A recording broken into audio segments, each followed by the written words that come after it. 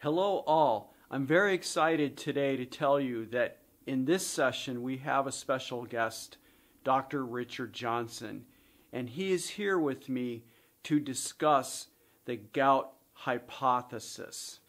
We will also hear how the central model, the fructose-uric acid model of diabetes, obesity, cardiovascular disease, and gout may also apply to driving Alzheimer's disease. Dr. Richard Johnson is the Thomas Burrell Professor of Medicine at University of Colorado, Denver. He is the main author of the fructose-uric acid model of diabetes, obesity, and by extension gout. He has dedicated literal decades to this work and has published over 800 publications in this area. So let's get started right now. Good morning, everybody. Thank you very much, Rick, for being back with us. And what I wanted to talk to you about this morning is that when I look at the hyperuricemia data relative to gout, I see a disconnect between the circulatory uric acid and potentially what's happening in the joint. And I would really like to explore this topic with you this morning. Thank you, Dr. Pete. I'm delighted to be back. And you're right. There has been a big paradox, a question that's been unanswered, which is that while a high serum uric acid increases the risk for gout in a very significant way, and the higher the uric acid, the higher the risk, there are still people getting gout with normal uric acid levels, serum uric acid levels under 6, and where there's, it's really unclear why they're getting gout. And there have been some very good studies where they followed these people, over many months, and they can get gout attacks with low uric acid levels. And likewise, there's a subset of people with very high uric acid levels who never get gout. And so this has been a mystery. So it's thought that what causes gout is related to the serum uric acid, but the serum uric acid cannot alone be enough to be responsible for the gout attack. Yeah, there's something else that's going on. And I understand you have a hypothesis that you're going to present. Okay, so yeah, let's take a look at this. So I think that in the joint, that the primary biological cell there is the chondrocyte that is responsible for providing the nutrients and other specialized molecules that allow the joint to work.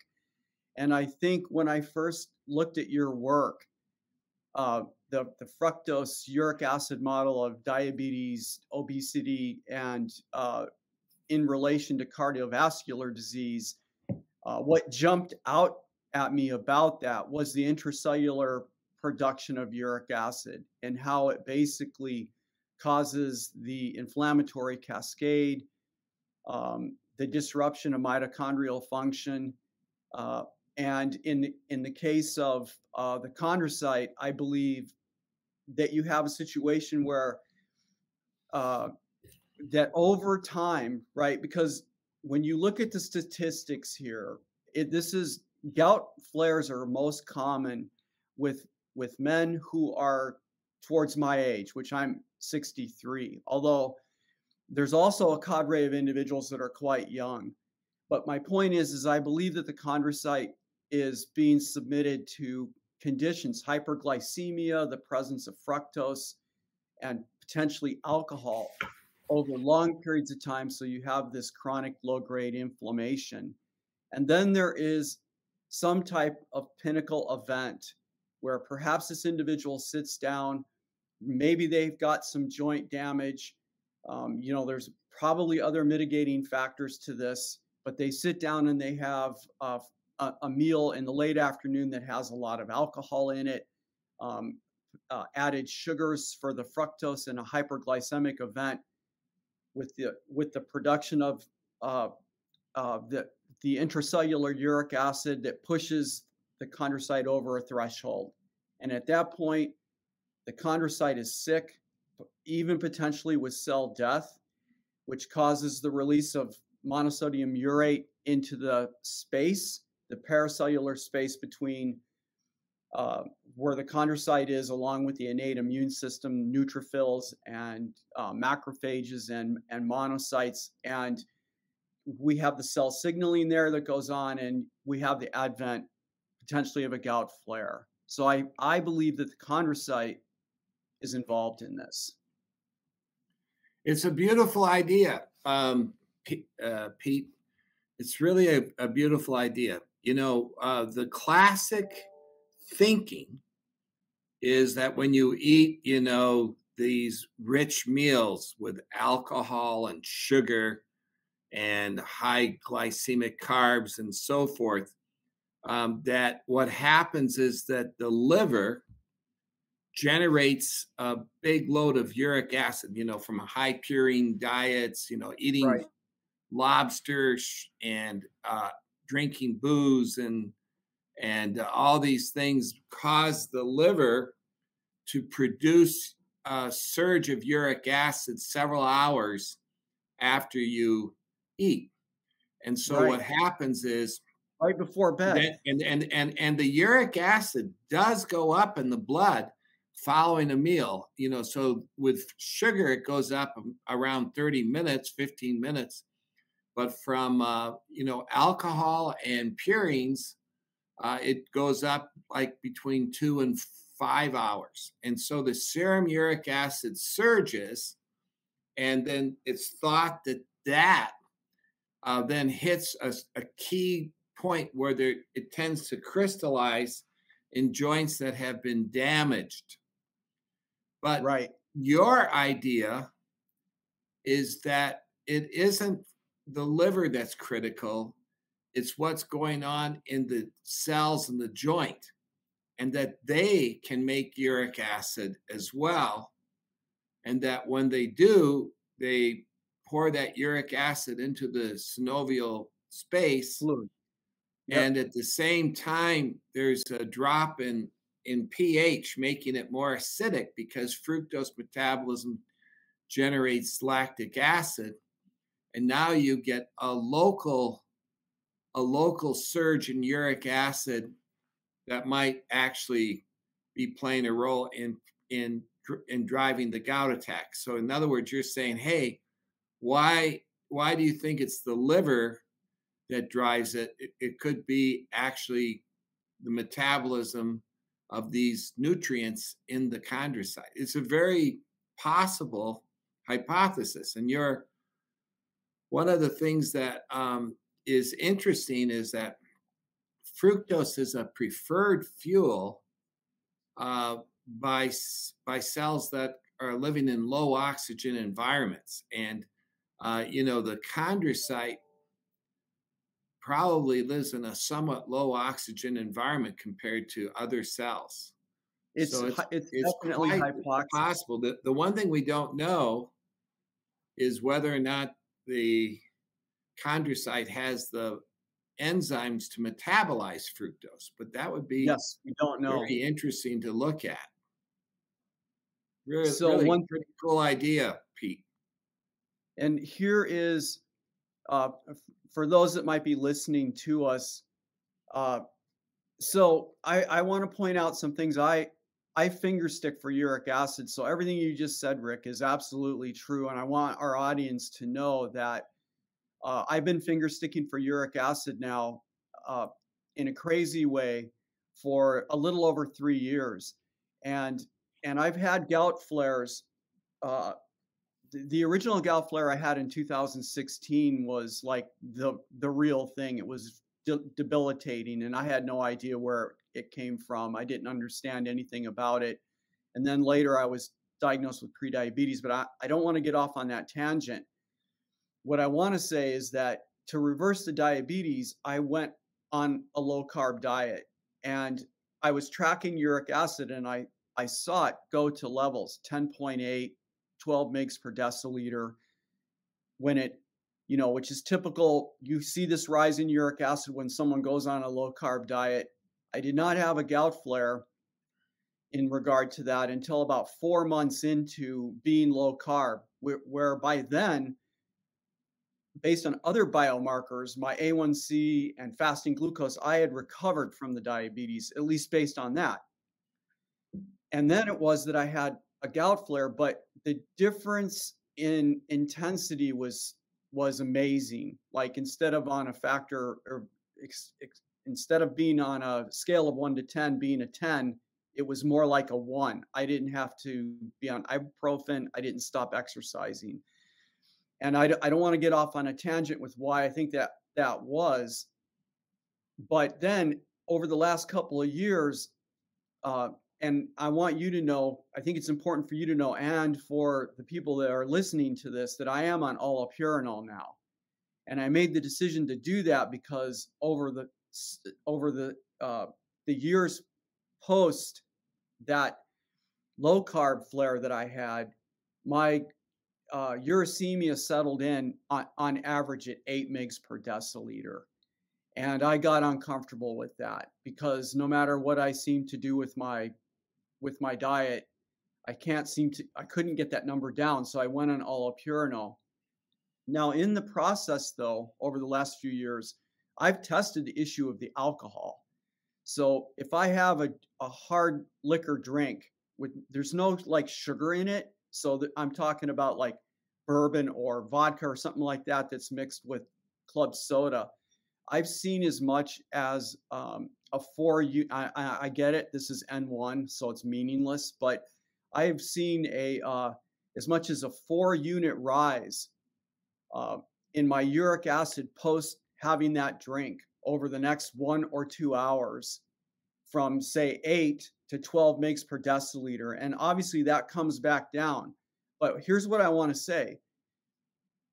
In all of those experiments that I did on myself, I never had a gout flare. And so this has really bothered me about, okay, what is going on with this? Because you would think that when I did the alcohol test and I've got uric acid running 12 mg per deciliter in my circulatory system, that I should have had a gout flare by the next morning. And, nothing happened with that. So the slide I have up right now, this is really interesting. This is from a China group and from a Thai group. They looked at the concentration of uric acid in the synovial fluid of gouty people, people with rheumatoid arthritis and osteoarthritis. And you can see that the synovial fluid, uric acid in the gout sufferers, is actually higher than the circulating sodium urate or circulating uric acid, to keep things simple. And that defies a simple diffusion model where we have uric acid happening in the circulatory system. It's going to diffuse into the synovial fluid. Then you would expect to see the results that you can see when you look at the rheumatoid arthritic people and the osteoarthritic people. There is a comparable concentration of uric acid for them, but it's slightly less, which is what you would expect for something that is simple diffusion. Yet with the gouty people, in two completely independent studies, the concentration of uric acid is actually higher during the gout flare. And if you were to look these papers up and read them, they say that when the gout flare decreases, right, when it recedes, that the uric acid concentration goes back, or it reflects more closely the circulatory system. So this data for me suggests that we've got something else going on in the joint that's special compared to the relationship to what's going on in the circulatory system. And I have to be careful about that comment because I'm not suggesting that circulatory uric acid has nothing to do with this, with a gout flare. I'm not saying that at all. I believe that there is some kind of relationship going on between the crystallized uric acid that we have in the joints and this process that I believe is happening, with the chondrocyte. So comment I would make, Pete, is first off, this is Very interesting data. And if you look at it, if you first just look at the gout patients, you know, the uric acid levels are very close to each other, 7982, Yeah, 7981. So they're very close. So initially, if you look at it, you could say, well, that's within the error. It could be the same. It's just within the error of sampling. But absolutely. when you look at the other ones, every other one shows a lower level in the synovial fluid, consistent with the diffusion hypothesis.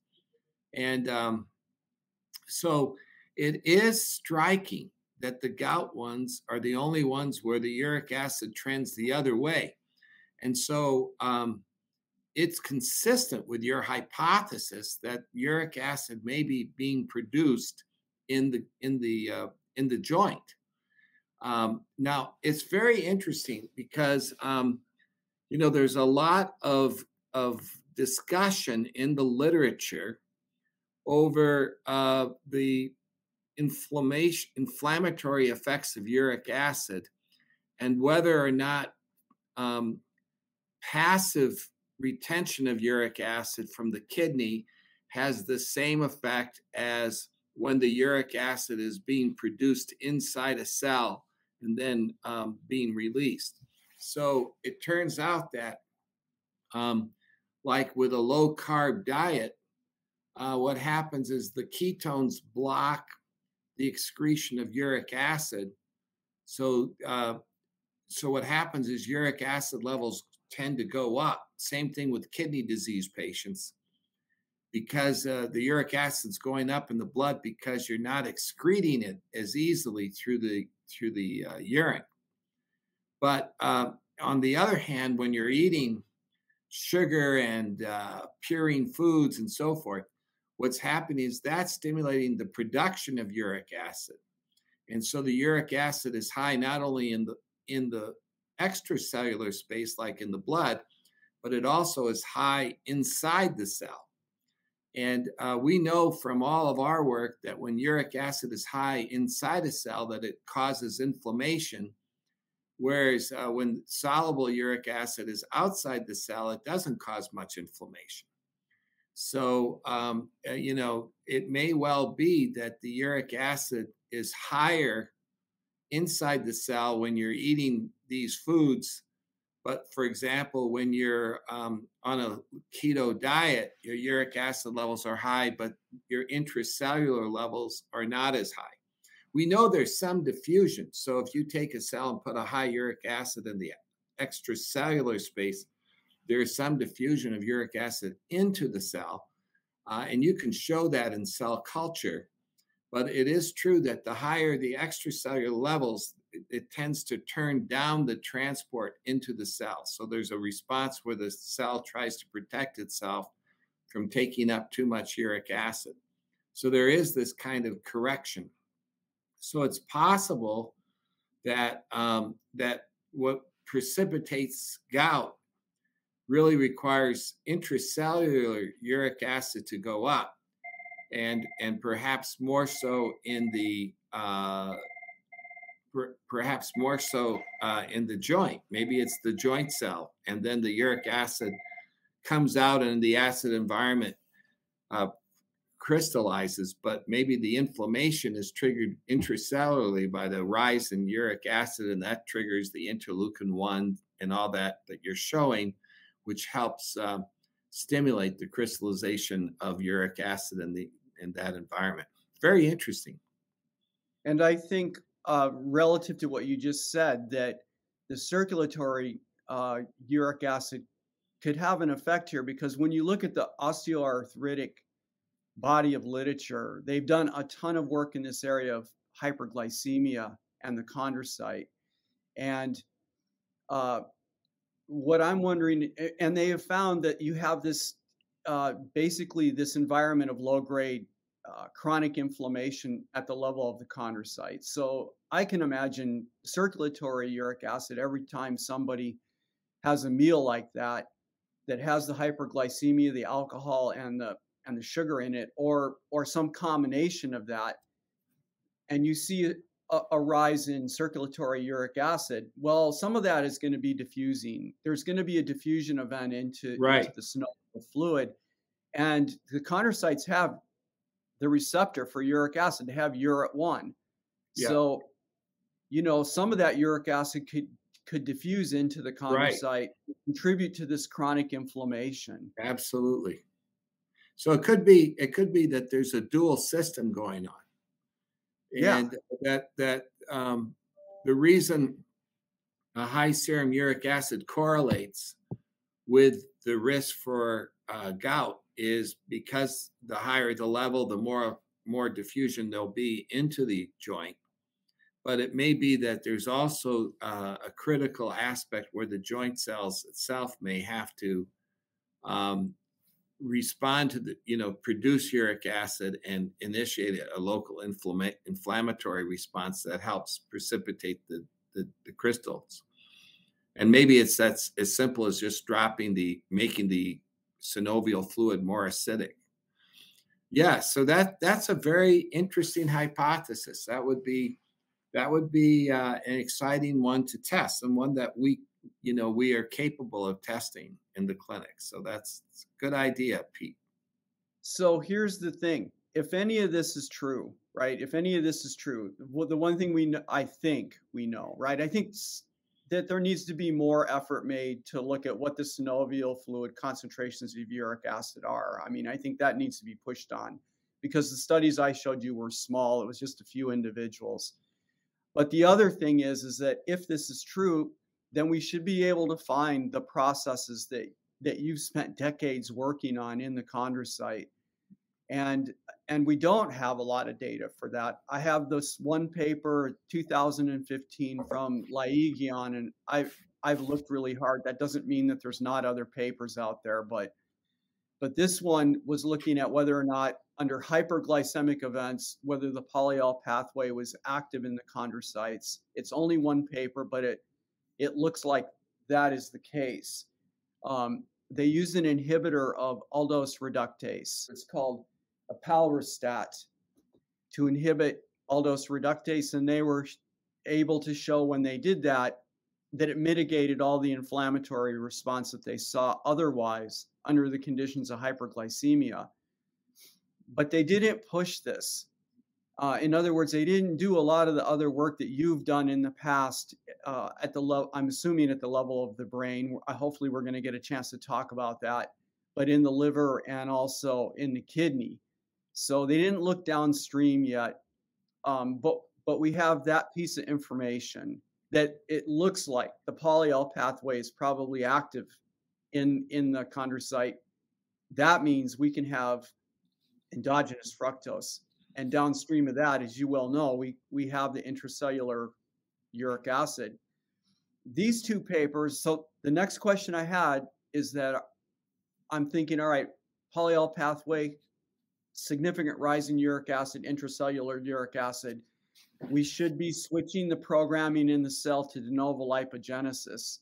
And you can find that in the chondrocyte under hyperglycemic conditions. But again, this is circumstantial, right? What you're proposing is also another very interesting hypothesis. What you're proposing is that the fructose pathway, which the polyol pathway is a way to make fructose from high glycemic carbs, and it's also, you can make fructose from salty foods.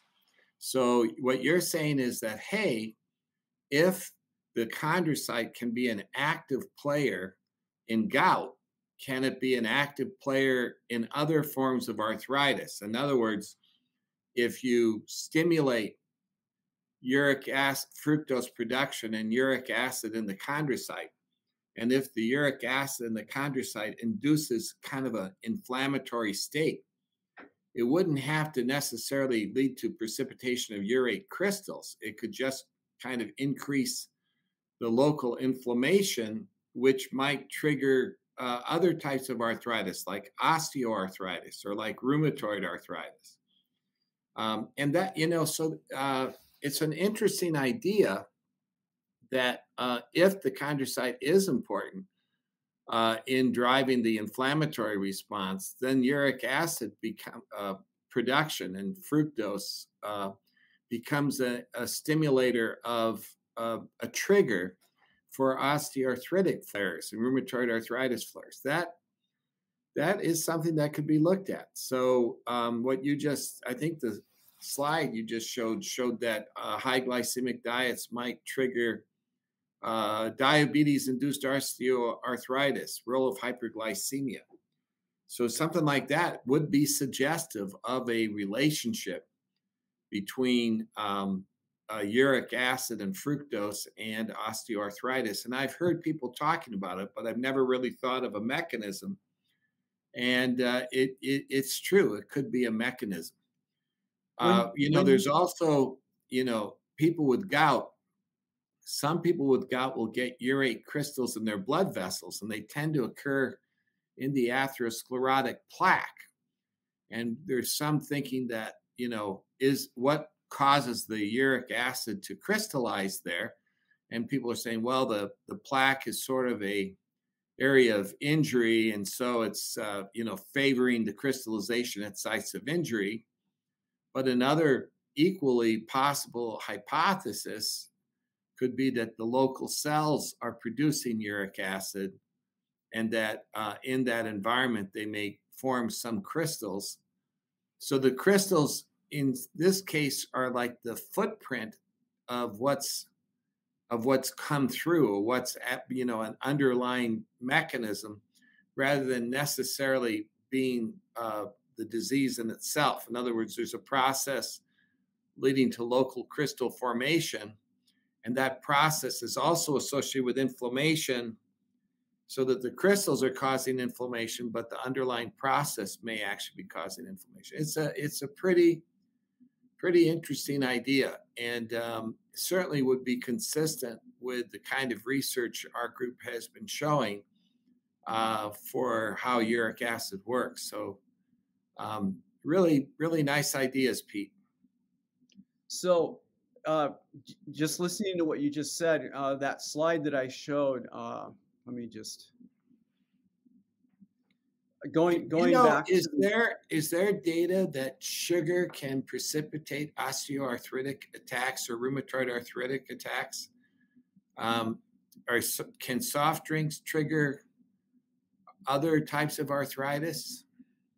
That's a really good question, because when you look at the osteoarthritis data, there are lots of groups looking at the issue of hyperglycemia, and because I think it's safe for me to say that there is a strong connection between eating diets that are high in sugar, right? The standard American diet, which is high in sugar, unrefined carbohydrate, refined carbohydrates, and along with the other things that probably come along with that. I mean, I'm hedging when I say that, because they haven't looked at this through your set of binoculars, right? So you can find a ton of these papers written about hyperglycemia, and I think the connection to osteoarthritis is pretty darn strong. And when I came back to this slide, the reason I did was because in my notes this morning, I wrote this down. Even though these were small studies, there was a strong association. All of the individuals they looked at here had comorbidities, diabetes, hypertension, dyslipidemia, and their BMIs were not overly large, but they were what we would consider just overweight, like 20. The BMIs were 25.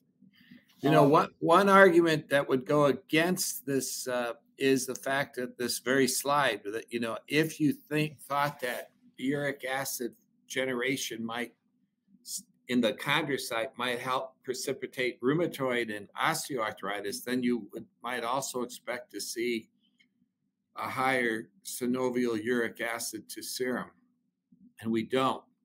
But we do know that that patients with gout tend to have chronic inflammation, and that in itself might increase the risk for an attack. So patients with Yes. gout often have systemic inflammatory markers like CRP and so forth. And Yes. so it's possible that it could be playing a role in increasing the risk for other types of arthritis and so forth through that mechanism. I think that on the paper that I was reviewing this morning, well, yesterday and this morning, the first author was Houston, that you were on. So two things. One, when you look at the core inflammatory response in all three of those arthritises, you find common players. And I'm not being naive here. I don't think that all three of these arthritises are obviously being driven by the same thing, but I think that they have some commonalities. And osteoarthritis seems to have a lot of commonality with gout. I think it's interesting that the percentage of women who are older, my age, 60s, with osteoarthritis is significantly higher than men. And then when you flip that coin and you ask the same thing about men, there is a lower percentage of us that are osteoarthritic, but we have a higher percentage that are gouty. And then when you compare the uric acid, right, that of the hyperuricemic individuals, the women are coming in at 6 and the men are coming in at 7. So we have a higher average uric acid. And I forgot the second thing that I was going to bring up, but I think that the point you're making about the chronic inflammation plays a part in this. I mean, you have a chondrocyte that's irritated to start with, right? And maybe there's some joint damage, like maybe this individual over decades was an athlete and they've damaged the joint. So you have the innate immune system in there. You've got and the chondrocyte that are operating in this system, where the diet is having an influence too, right? Because they're eating in a way which is chronically hyperglycemic. So you have this combination of factors that are coming together that I think in my space, I'm thinking about, all right, that eventually can lead to a gout flare when somebody goes over the boat with, the alcohol and the food. When I remember back to my gout flare in 2016, I can tell you exactly what I ate. And when I write all that stuff down, when I wrote it down and I looked at your work, I'm like, dude, it's all there. You have the alcohol effect, you have the salt effect, you have the hyperglycemia, you had it all at the same time that night, and I ate all of this stuff about an hour before I went to bed. 2 hours before I went to bed. There you go. Well, there I think go. it is really, it's an attractive idea. And I like the fact that you're thinking outside the box, Pete. I like the fact that you are thinking about, why is there this dissociation? What is it that triggers the gout attack? And is the current thinking potentially wrong? And the current thinking is that the liver is the heart of it all, and that the uric acid comes from the liver, it goes into the blood, diffuses into the joint, precipitates into crystals, causes a local inflammatory response. Yes. But, you would think that,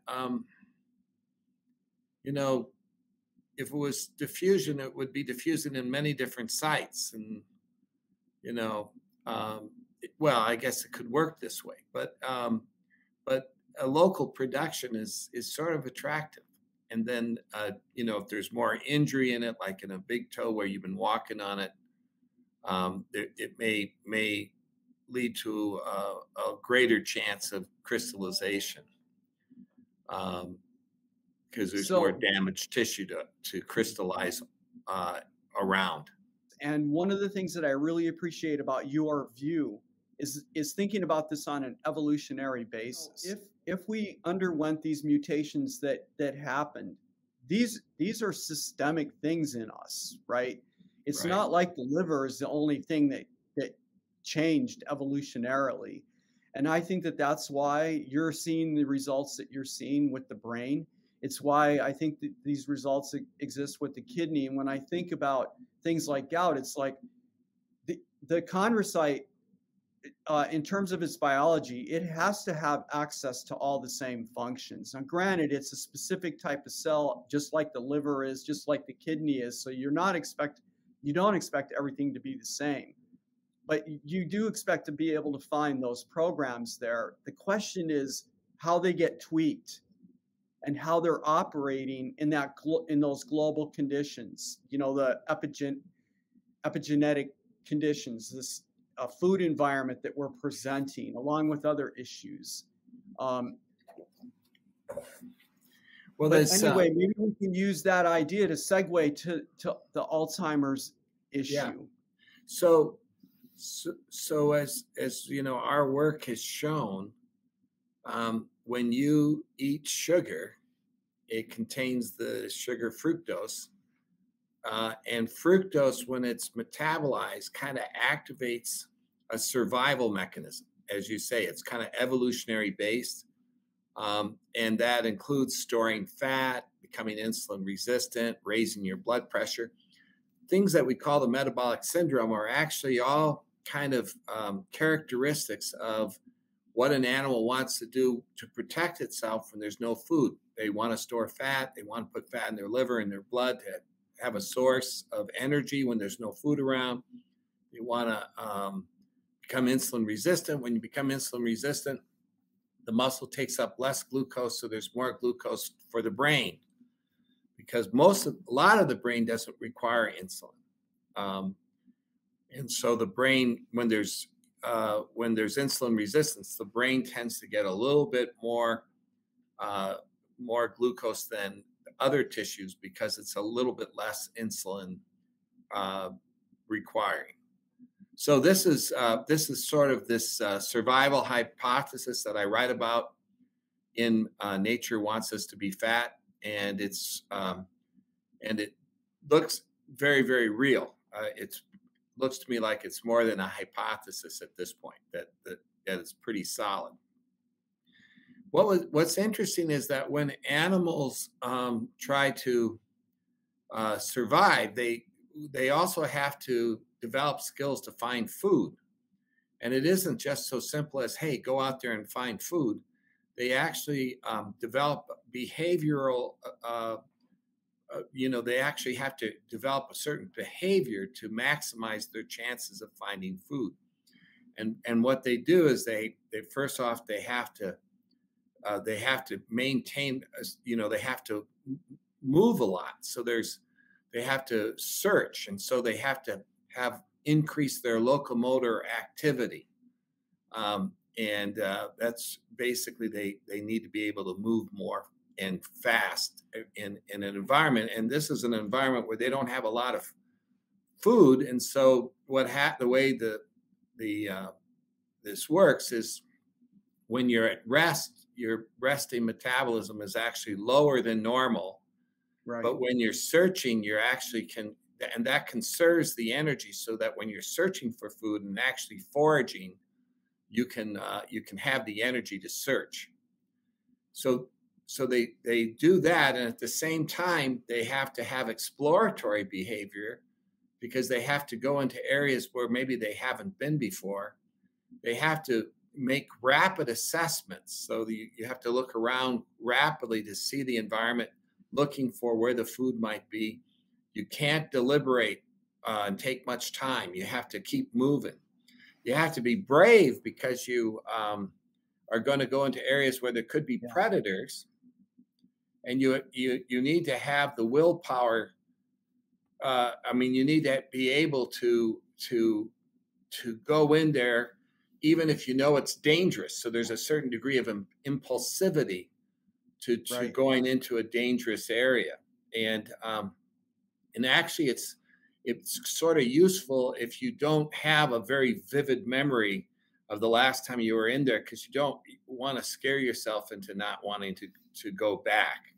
So you want to actually kind of dampen your recent memory a little bit. And you also want to stimulate the ability to look for food, uh, you know, even if there's a risk associated with it. So actually, Right. when you give fructose to people, you can actually show in the brain that the visual cortex kind of increases so that you can see better, that the recent memory area, what we call the hippocampus, it decreases in its activity so that you can uh,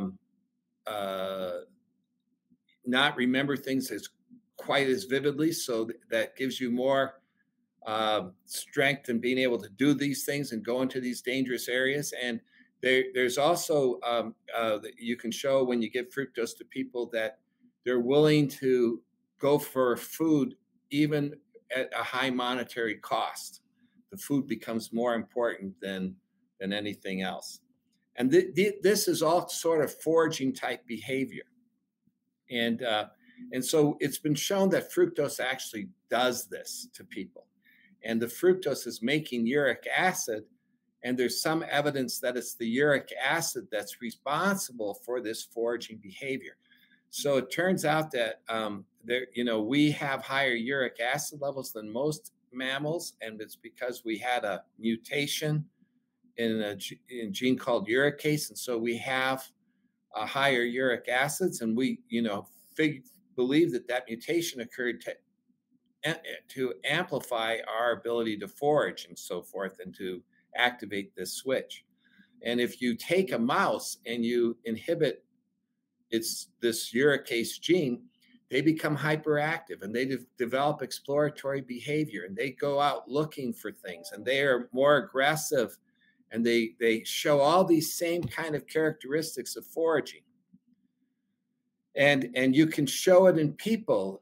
Studies when people who have high uric acid, they tend to be high achievers. It doesn't increase IQ, but it tends to increase a lot of people will actually show more impulsivity and so forth. So there's all these papers that link high uric acid with this kind of foraging-like behavior.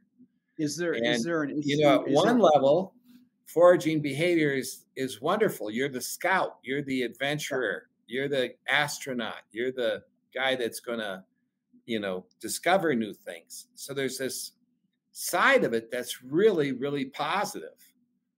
The problem is when it's engaged chronically and in kind of a hyperactive state. And that's when it starts to be associated with diseases like ADHD, where you are exploratory all the time, but you're looking around and not focusing, and you're hyperactive, or you develop some mania, bipolar disorders associated with high uric acid. And there's even studies showing that allopurinol can help mania. There's been 5 controlled trials that show that.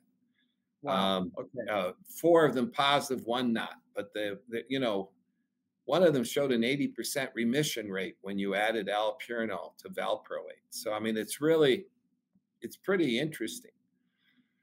But I've been wondering what causes Alzheimer's disease. And what's really interesting is that in Alzheimer's disease, there's high fructose levels in the brain. There's a beautiful study that shows this.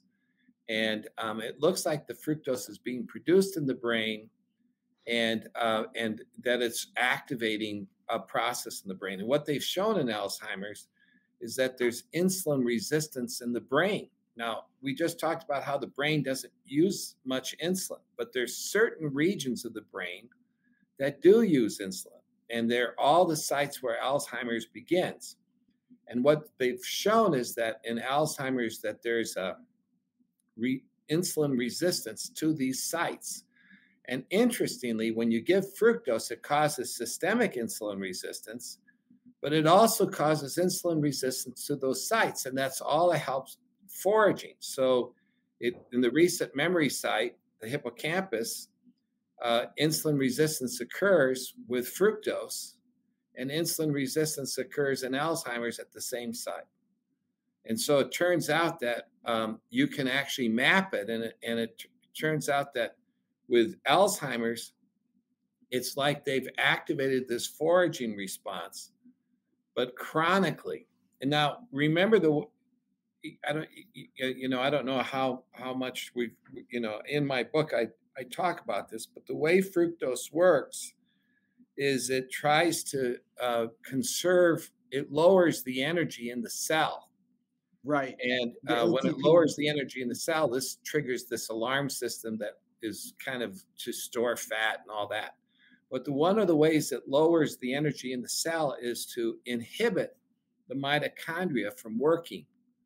And it Yes. does so by blocking aspects of mitochondrial function, like it blocks the citric acid cycle, for example, and it blocks a particular enzyme called aconitase. And So when the it does citric block comes that out. enzyme, it reduces the energy produced. And believe it or not, that's what's been shown in Alzheimer's, is that very same pathway. The aconitase is inhibited. There's low ATP. There's a shift away from mitochondrial function. And so what happens is it's putting those neurons in a low energy state. And, low energy is protective in the short term, but in the long term, if you don't have enough ATP in there, it's going to cause problems. And so it looks to me like what happens is that, initially we're activating this process. It's stimulating foraging. It's all good, but chronically, it's leading to a low energy state in our memory cells and in our brain cells that are important, like the cortex that allows us to think well and to reason. And so what happens is that Alzheimer's looks like it's a fructose disorder. And it looks to me like it's a problem of fructose in the brain. And that would be stimulated by high glycemic foods, by salty foods, and so forth. And interesting, people on allopurinol have been reported to have a lower incidence of dementia. And so, Wow. Pete, good news. You're on allopurinol. There's some very nice work in Medicare, claims where they've looked at this, and people on allopurinol, there's a dose response. The higher the dose of allopurinol, the lower the chances of developing a dementia. It's like a 30% reduction. And so, I do think that there is, that this is a really interesting area to study and to try to find, exactly how strong this mechanism is. And if we can block it, can we prevent Alzheimer's? And I've written one paper on this. I have another one that's going to be submitted shortly that really, really makes the case that this is something that looks very promising as a mechanism and something that we can actually work on to help people to keep them healthy. And so I would recommend, try to watch out. Sugars, a lot of sugar is not good. A little bit of sugar occasionally, okay. High glycemic carbs, in general, you don't want to eat a lot of them. A low carb diet is a great diet. Salty foods, especially when you're eating carbs, that combination is really dangerous because the salt converts the glucose to fructose. But if you're eating a salty diet and you're on a low carb diet, then you don't have as much glucose to convert. So the salty diet is not quite as dangerous on a low carb diet as it is on a high carb diet. So there's an interaction of salt and carbs. That's why French fries are so bad, because that's got the salt on the potato and at the same time you got fat there too, which kind of augments the amount of calories you're going to hold on to. So anyway, the Alzheimer's disease is really an interesting thing. There's also, people have looked at the different enzymes associated with the fructose metabolism, and you can find a lot of those turned on in the brains of Alzheimer's patients. One of the products that's generated with fructose metabolism is ammonia, and ammonia levels are high in Alzheimer's patients, especially early in the disease. So the whole thing sort of fits. It's like a big puzzle, and And so you're able to jigsaw puzzle where you're able to kind of put the pieces in and you go, oh my God, everything kind of fits. Yeah, it makes sense because when you look at this from the point of view of the fat switch or the survival switch, which you Right. talk a lot about in your book, and I would recommend anyone listening to this, you've got to read Nature Wants Us to Be Fat.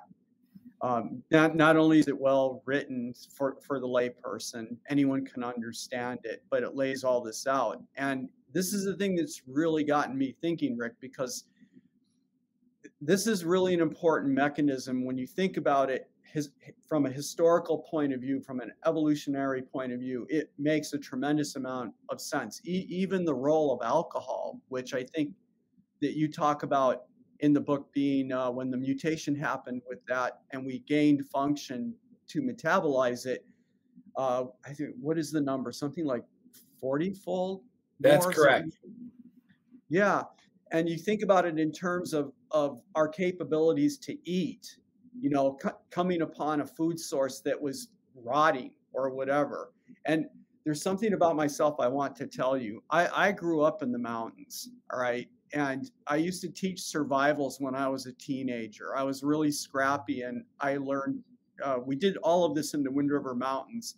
And I'm not claiming that I'm a Jeremiah Johnson by any stretch of the imagination, but I spent I did survival 7 summers in a row, and I know what it's like to forage and to be unsuccessful. But something that I learned from that experience was that you have to really work hard to get food. When I think about our ancestors, and moving through a forest or moving across whatever it was, and looking for food, I mean, those were desperate times. When we would get to a lake where we were actually catching trout, we would gorge on them, and as soon as we would move, and as soon as we would move from that spot to the next spot where now there was this absence of stuff, then we were desperate again, So all of this makes sense to me. Maybe you could just speak a little bit about, so people can try to put this in context. I mean, what we're talking about here is the chronic activation of the switch, right? Right. And there's the acute versus chronic. Right. And basically, when we set up survival systems, when nature does, they don't expect it to be forever. It's supposed to be a temporary move. So when it suppresses the energy being produced by the mitochondria to reduce the amount of energy, it's to help you conserve, reduce your metabolism, reduce, and to be able to conserve the calories you have, to store fat as much as possible and to use the minimal amount of energy to get by. But if you're living on if this turns into a chronic situation, then you're kind of in a low energy state. And that is not good long term. It leads to obesity. It leads to all kinds of problems. Your brain needs good energy. And so if you're suppressing the energy, it's a great move to survive for the next few days. Animals will hibernate. They'll drop their metabolism to try to reduce their needs. It's to help them get through that really tough period. But when you're doing this every day, and you're doing it with oxidative stress, the way you suppress the mitochondria is with oxidative stress, and you keep hitting, it's like hitting it with a hammer. And the more you hit it, the worse, over time, those mitochondria get permanently damaged. And that's when things really go bad. And then the cells can die.